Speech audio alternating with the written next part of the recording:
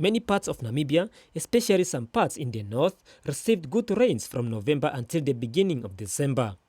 After the good showers, some communal farmers prepared their fields for the season, hoping for a good harvest this year. However, their hopes were dashed as the country is now experiencing a prolonged dry spell. But according to a senior hydrologist, the Minister of Agriculture, Water and Forestry, responsible for the Cuvelaí-Etosha Basin, Ronald Hango, it's normal for Namibia to have a dry spell between December and January.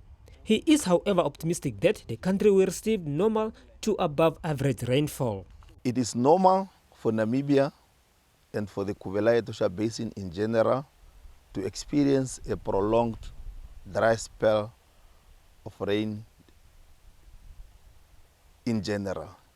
However, it is still normal for us. It is still early to say, no, we are not going to get rain.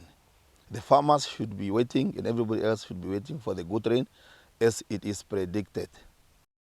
Angus said their hydrological services are ready for any eventuality that may arise from the above average rainfall, such as floods. The rivers from the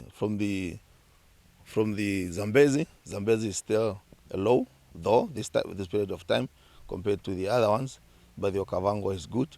So which is very early with regards to the inflow from upstream countries, which is Angola.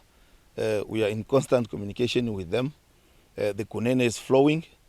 For those people who were at the Kunene River during this New Year Eve, so they could witness that there was good flow and good fall from there. So indeed, we are hoping that the rain season will be okay. For NBC News, I am Pandren Nepembe at Oshakati.